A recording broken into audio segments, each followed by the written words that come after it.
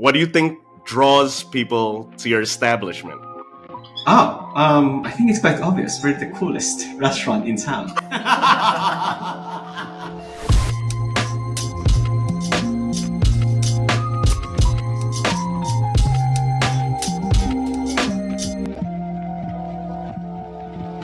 All right, like with a lot of our guests, we want to know more about your history. Where's your family from in the Philippines, and how did that help you form your entrepreneurial spirit?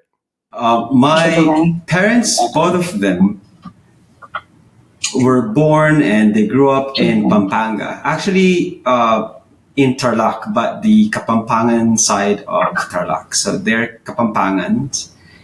I was born in Manila and grew up there. My parents were business people, and so I would do some work assignments for them from time to time, and so I think that's how I learned how my dad in particular would run his business. And then eventually I decided to open my own company. And then I moved to the States and I kept doing what I think I'm good at, which is doing business. Nice. I know one of the most popular dishes was your ube creations, the ube longanisa sliders. Can you talk about like how that came about and how it became like this viral hit? Ube. I think the country is ready for it. Ube and Filipino food in general. And so when we introduced ube into our menu, which is almost a no-brainer, a Filipino restaurant would definitely have some ube there, whether in their entree or dessert. When we did that, when we introduced it into our menu, a lot of people were impressed by the purple color. And they thought it was a fun thing to photograph and post on Instagram. And that's how we figured, okay, people eat with their phones first. And so a purple color and add a color of orange or red from annatto seeds would make it even more Instagrammable. And so we kept doing what our audience, our customers were responding well to. It did really well. I mean, that was what I saw it. And I was like, everyone was like, we have to try it. I hope you liked it though. It was great. Was it something that you were used to eating in terms of the flavor? Because, of course, Filipino food can be quite diverse.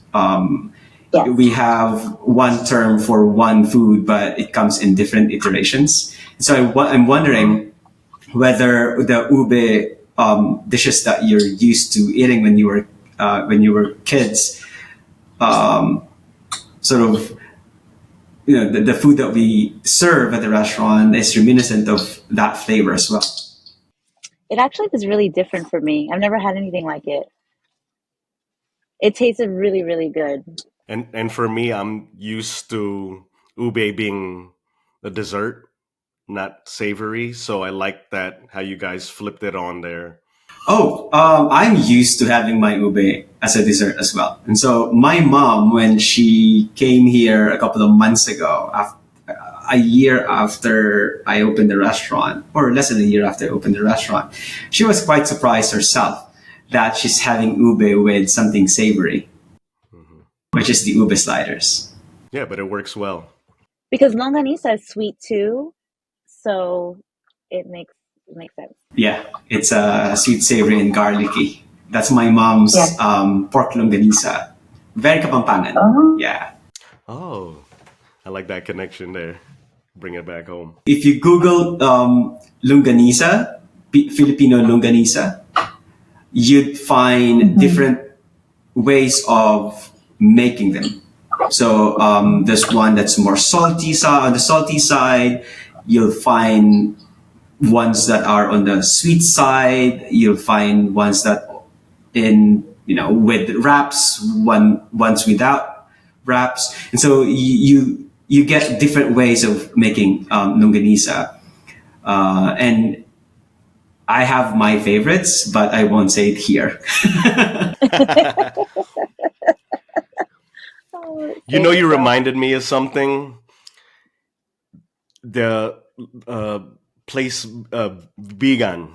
They make their like longanisa too. And when I first saw it, I'm not familiar with the area, and I was like, "Oh wow, they make vegan longanisa." And I'm like, "Oh," my mom corrected me. He's like, "No, vegan, like the place." So I was like, "All right." I had to get checked by my mom real quick. We had that problem at the restaurant. So the first iteration of our longanisa was the vegan longanisa, which is spelt as Vigan. A-N, yeah. Yes. And people got confused. And because of that, we had to change the longanisa and make it into a Kapampangan longanisa, which is my mom's longanisa. And that way, we don't have to explain that it's vegan when it's pork, really. I have a silly question. Yes. I'm sorry. So Pampanga and Kapampangan, is that the same? Pampanga is the name of the province. Okay. And Kapampangan is what you call the people who were born in that province. Okay, or we're at the least same. the people who speak the language of that region. That's awesome. That's where my family's from. Is that right? Oh, there you go. Yeah. That's why you like. That's why you like my food because your mom I would love cook your that kind of food. food. Yes. Hey, I'm Ilongo, and I still love it too, so it's all good.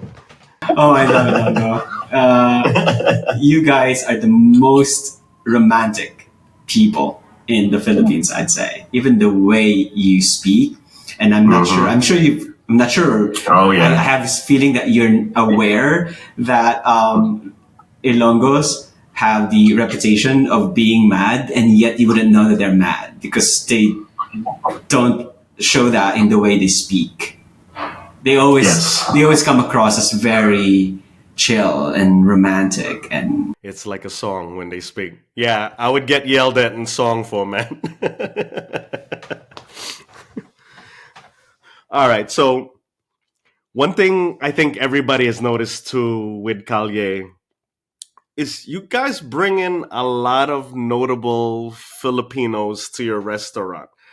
It could be someone like KZ Tandigan, it could be the Broadway cast of Here Lies Love, or even rapper P. Lo.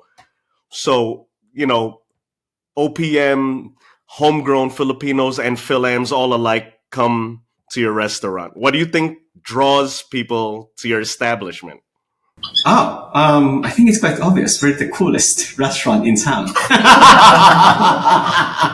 I know, but okay, but if okay, that's modesty aside. But if I'll be modest, I'd say I'm a yes man, and when people from our community would say, "Hey, are you open to having this person over at your restaurant?"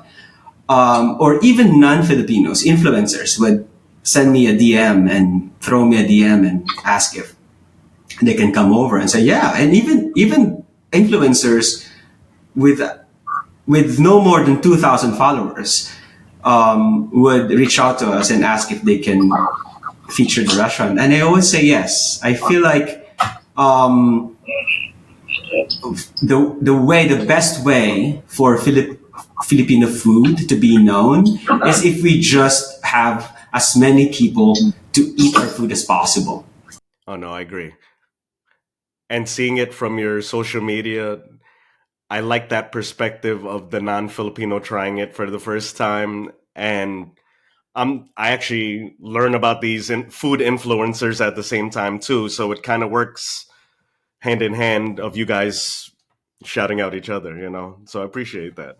Thank you. And the Filipino and the Yeah, I love Asian that too. community, it's very supportive.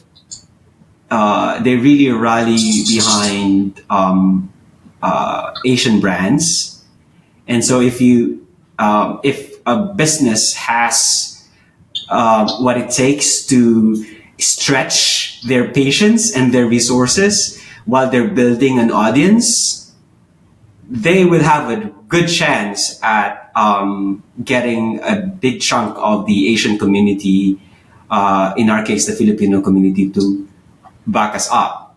But it does take some time. And that's what I've been learning throughout this experience so far. Yeah. Over the summer, we actually got to collab together, and you hosted the World Cup at your restaurant. How important is for you to like contribute to the celebrations for our people? I have no so highfalutin explanation for that, except that I know I have to do what I can. Uh, and I can carry on saying it's Filipino representation, and fighting for having a lot of Filipino artists and movers to be in the scene. And yes, that's important. But for me, first and foremost, I just want to do what I can. Having you over, sponsoring shows, delivering authentic Filipino food. That's it. And hoping that one of them will work. What I love also is you rep the intersectionality of repping Filipino AAPI community, but also the LGBTQI plus community, and unapologetically doing so. It's not easy, and I know it, but what motivates you to make sure representation is a priority while maintaining a business? Um, as far as being out and unapologetic about us being gay owned, gay operated restaurant, I would say so far it's been easy. And I think because we are in New York and Lower East Side, right? It's the coolest, the most diverse neighborhood in the city, I think. And it is important because there is a momentum for Filipino representation in different aspects of American life. And that happened before, particularly as far from what I've been hearing when I was still in the Philippines about 10, 12 years ago. There was a push for the Filipino food to be the next big thing after Vietnamese and Thai at the time. Never happened. And I feel like there's another wave of that, and not just with food, but with other aspects of culture of American life. And that's it. This is it. This is another chance. Let's not, fuck it up. Well, you're not at all. And I'm glad you rock the LGBTQ flag with the Filipino flag, the combo flag, right there in your restaurant. And it's just right there. And it's pretty cool. And I see people take pictures in front of it and are like happy that it's there. And then they feel comfortable when they come into the restaurant. And that welcoming feeling is one thing I noticed the first time I walked in the doors. Oh, that can be controversial too. So thank you for saying that you saw people responding well to it, but that can also be controversial. Controversial enough for me to decide to actually remove it. Oh, really? Yeah. So for a while it was, I think it served its purpose. And then now, I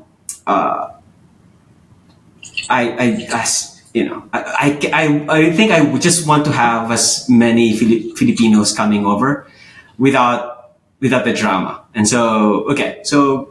I can deliver that Filipino LGBT message either way. Yeah. Okay. So No, we get it, because if you can't wear a graduation stole and not have problems, then I can't even imagine with flag. Yes, and one of the learnings of having this restaurant, and really one of the learnings of life, is that people are different. Each of us is different, Yeah. obviously, and that means Um, Sometimes I'll do something and it works, and with some people, and then some of them won't work with other people, and just perfect timing. I'll use it, and then some other time I won't use it. Mm, learning how to navigate all of the different aspects. That's difficult. Well, that actually segues into my next question. So you also have your consulting firm.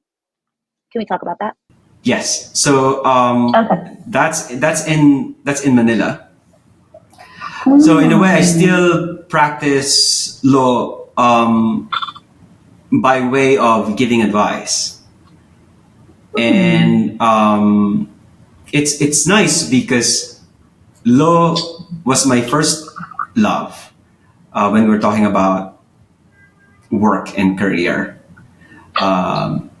I was very good at it, and I kind of miss it sometimes when I watch movies about lawyers. I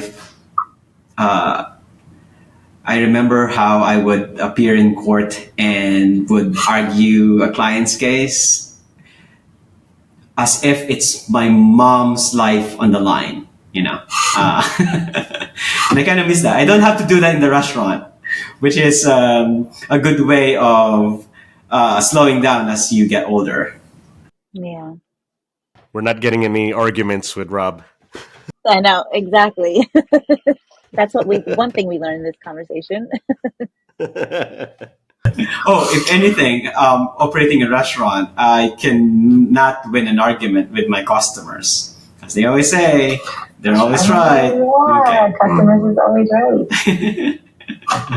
So, outside of the restaurant and consulting, what's a passion or hobby that brings you joy or relaxation? As of late, riding horses has been such a zen moment for me and Henry, my husband. And learning French online Nice. and cooking for me and my husband. I'm not saying I don't enjoy cooking for my customers, but when we're talking about relaxation and zen, cooking is still a zen moment for me. I love Wait, that. are you What do cooking you? Filipino food? Yeah. As of late, yes, I am. It's because for a project. It's because for a project. What's your husband's favorite drink? Food. My favorite Filipino food? No, your husband's favorite. Henry. Food. Sinigang. Siligang. He loves sinigang. Yes, Good choice. that's a great choice. I just made I have to try your sinigang. fried rice sinigang yesterday, and he was in love with it. Very nice. Has he done the hangover sinigang yet? Like the day after a little drinking? Not yet, but okay. yes, I'm sure that will happen at some point. That's the true appreciation of sinigang. So one last question. As a future ancestor, who would you like to be remembered as? I think I just want to be one of those Filipinos who really gave it his best shot at championing Filipino representation in the US. In whatever way, in whatever degree, I just want to do my part. And I'll keep doing it from my kitchen or somewhere else. I love that. You definitely are. Kalye is such an amazing place. It feels like home, and I love that. Oh, thank you. I will keep doing that. Very welcoming. In fact, we're looking for the next restaurant, which is it will still be Kalye or maybe a different name, but by Kalye. And when I interview landlords, then they ask me questions about the concept and what types of activities will happen in the space. And I would mention karaoke and some dancing. And if they say, the thing is, we're trying to keep the place as far away from a club bar as possible. And so those types of activities are probably not allowed. And in my mind, then in that case, I'm not giving you my money. It's hard to compromise with Filipinos and not have music and the Exactly. enjoyment aspect. That is us. I'm Yeah. done with prioritizing other cuisine and way of life first before Filipino culture, Filipino food. This is I it. love that. This is what we eat. Some people say, "Oh, why do you Yeah. keep using low quality parts of the meat? The dark meat, because they're the best." Mm-hmm. And so we're gonna keep Amazing. having that. We're gonna keep having liver in our dishes. We're gonna have peanuts. We're gonna have tripes. We're gonna have pork ears. And we'll have an audience. But Filipino food I love is that. also diverse. So we do have vegan, we do have vegetarian, and we do have other stuff. So, but we're not gonna get rid of the hardcore Filipino dishes for sure. I love that. I Good. love 'cause- that. That's where it was born from. Can't deny it. Okay. Well, we're going to play a quick game before we let you go. Awesome. Cool. So, what's the first thing you do when you wake up? I kiss my husband. Oh, For our fellow married people, I wish we were. I'm not like my wife. Like, get away from me. Okay. Next item. Wait. Next question. Favorite item in your restaurant? Adobo. Okay, can't go wrong with the staple right there. name something in Filipino cuisine people should try more. Pinakbet. That's actually a good call. Yes, pinakbet with the bagoong. Oh yeah, you'll never do me wrong with bagoong. I'll eat that all day. I think the okra might be the one people fight over. Yeah. But it's quite a versatile dish, so please have it. What's your go-to song to get you motivated? Oh, Pretty Please right now. Yes, it changed. It changes. But right now it's Pretty Please. But not the version of Navi. She's from Europe. I can't figure out which part of Europe, but she's from Europe, and she's a black singer. A sultry version of Pretty Please by Dua Lipa. Oh, nice. Okay. So, who was your biggest influence? My mom and my dad, really. Yes. Your parents. They're both very sweet. I'm very grateful I got to meet them. Yeah, I love them. I'm a big fan. Okay, and lastly, name another Filipino personality or business we should be checking out. Future ancestors. Oh, You guys are stunning. thank you. Flattery will get you everywhere, right? Thank you so much.